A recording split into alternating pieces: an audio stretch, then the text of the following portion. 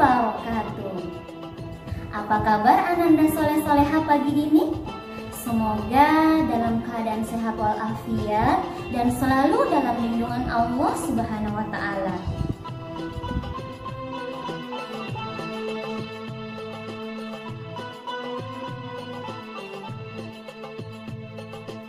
Kisah Khalifah Umar bin Khattab dan ibu yang memasak batu. Suatu masa dalam kepemimpinan Umar, masyarakat Arab mengalami masa paceklik yang berat. Hujan tidak lagi turun, pepohonan mengering, tidak terhitung hewan yang mati mengenaskan. Tanah tempat berpijak hampir menghitam seperti abu. Keputusasaan terasa di mana-mana. Di saat itu, Khalifah Umar sang pemimpin menampilkan kepribadian yang sebenar-benar pemimpin. Keadaan rakyat diperhatikannya seksama, tanggung jawabnya dijalankan sepenuh hati. Setiap hari ia menginstruksikan aparatnya menyembelih onta-onta potong dan menyebarkan pengumuman kepada seluruh rakyat. Berbondong-bondong rakyat datang untuk makan, semakin pedih hatinya. Saat itu kecemasan menjadi kian tebal. Dengan hati gentar lidah keluhnya berujar, "Ya Allah, jangan sampai umat Muhammad menemui kehancuran di tangan ini." Khalifah Umar menabuhkan makan daging, minyak samin, dan susu untuk perutnya sendiri. Bukan apa-apa, ia khawatir makanan untuk rakyatnya berkurang. Ia yang pemberani hanya menyantap sedikit roti dengan minyak zaitun. Akibatnya, perutnya terasa panas dan kepada pembantunya ia berkata, "Kurangilah panas minyak itu dengan api."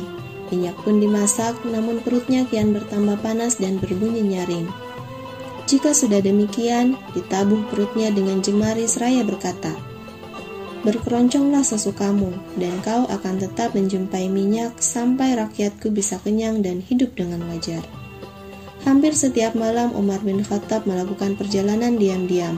Ditemani salah seorang sahabatnya, ia keluar masuk kampung. Ia melakukan itu untuk mengetahui kehidupan rakyatnya. Khalifah Umar khawatir jika ada hak-hak mereka yang belum ditunaikan oleh aparat pemerintahannya. Malam itu bersama Aslam, Khalifah Umar berada di suatu kampung terpencil. Kampung itu berada di tengah-tengah gurun yang sepi. Saat itu sang khalifah terperaih dari sebuah kemah yang sudah rombeng. Terdengar seorang gadis kecil sedang menangis berkepanjangan. Khalifah Umar bin Khattab dan Aslam bergegas mendekati kemah itu. Siapa tahu penghuninya membutuhkan pertolongan mendesak. Setelah dekat, Khalifah Umar melihat seorang perempuan tua tengah menjerangkan panci di atas tungku api. Asap mengepul-ngepul dari panci itu. Sementara si ibu terus saja mengaduk-aduk isi panci dengan sebuah sendok kayu yang panjang. "Assalamualaikum," Umar memberi salam. Mendengar salam Umar, ibu itu mendongakkan kepala seraya menjawab salam Khalifah Umar. Tetapi setelah itu ia kembali pada pekerjaannya mengaduk-aduk isi panci. "Siapakah gerangan yang menangis di dalam itu?" tanya Khalifah Umar. Dengan sedikit tak peduli, ibu itu menjawab, "Anakku." "Apakah ia sakit?"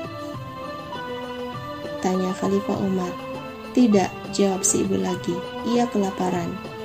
Khalifah Umar dan Aslam tertegun. Mereka masih tetap duduk di depan kemah sampai lebih dari 1 jam. Gadis kecil itu masih terus menangis, sedangkan ibunya terus mengaduk-aduk isi pancinya. Khalifah Umar tidak habis pikir apa yang sedang dimasak oleh ibu tua itu. Sudah begitu lama, tetapi belum juga matang. Karena tak tahan, akhirnya Umar berkata, "Apa yang sedang kau masak, hai ibu? Kenapa tidak matang-matang juga masakanmu itu?" Ibu itu menoleh dan menjawab, Kau lihatlah sendiri." Khalifah Umar dan Aslam segera menjenguk ke dalam panci tersebut. Alangkah kagetnya ketika mereka melihat apa yang ada di dalam panci tersebut. Sambil masih terbelalak tak percaya, Khalifah Umar berteriak, "Apakah kau memasak batu?"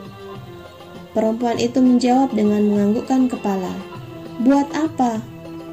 Dengan suara lirih, perempuan itu kembali bersuara menjawab pertanyaan Khalifah Umar. "Aku memasak batu-batu ini untuk menghibur anakku." Inilah kejahatan Khalifah Umar bin Khattab. Ia tidak mau melihat ke bawah. Apakah kebutuhan rakyatnya sudah terpenuhi atau belum? "Lihatlah aku seorang janda. Sejak dari tadi pagi, aku dan anakku belum makan apa-apa. Jadi anakku kusuruh berpuasa dengan harapan ketika waktu berbuka kami mendapat rezeki. Namun ternyata tidak. Sesudah maghrib tiba, maka belum anakku terpaksa tidur dengan perut kosong. Aku mengumpulkan batu-batu kecil, memasukkannya ke dalam panci dan kuisi air. Lalu batu-batu itu kumasak untuk membohongi anakku, dengan harapan ia akan tertidur lelap sampai pagi. Ternyata tidak. Mungkin karena lapar, sebentar-sebentar ia bangun dan menangis minta makan. Ibu itu diam sejenak, kemudian ia melanjutkan, "Namun apa dayaku? Sungguh Umar bin Khattab tidak pantas jadi pemimpin. Ia tidak mampu menjamin kebutuhan rakyatnya." Aslam hendak menegur perempuan itu, namun Khalifah Umar sempat mencegah. Dengan air mata berlinang, ia bangkit dan mengajak Aslam cepat-cepat pulang ke Madinah. Tanpa istirahat lagi, Khalifah Umar segera memikul gandum di punggungnya untuk diberikan kepada janda tua yang sengsara itu. Karena Umar bin Khattab terlihat keletihan, Aslam berkata, "Wahai Amirul Mukminin, biarlah aku yang memikul karung itu." Dengan wajah merah padam, Khalifah Umar menjawab, "Aslam, jangan jerumuskan aku ke dalam neraka. Engkau akan menggantikan aku memikul beban ini. Apakah kau kira engkau akan mau memikul beban di pundakku ini di hari pembalasan kelak?" Aslam tertunduk. Ia masih berdiri mematung. Ketika tersuruk-suruk, Khalifah Umar bin Khattab berjuang memikul karung gandum itu. Angin berhembus, membelai tanah Arab yang dilanda paceklik. Nah, anak-anakku, mari kita meneladani sikap Khalifah Umar bin Khattab yang memiliki tanggung jawab dan tidak ingin melihat rakyatnya menderita. Nah, hari ini kita akan melanjutkan pembelajaran Wafa 5 halaman 13. Di halaman 13, kita akan mempelajari tentang nun sukun atau tanwin apabila bertemu dengan huruf lam atau roh, maka cara membacanya dimasukkan. أعوذ بالله من الشيطان الرجيم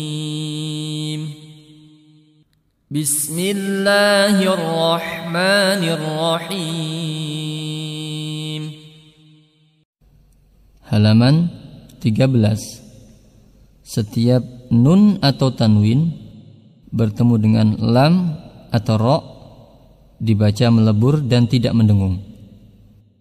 بل هو خير لكم ولكن لا تبصرون وموعظة للمتقين خير لك من الأولى ولكن لا تشعرون من لدنك نصيرا يومئذ للمكذبين ذكر للعالمين في عيشة راضية له شهاب رصدا أن رآه استغنى والله غفور رحيم لرؤوف رحيم من رزق الله.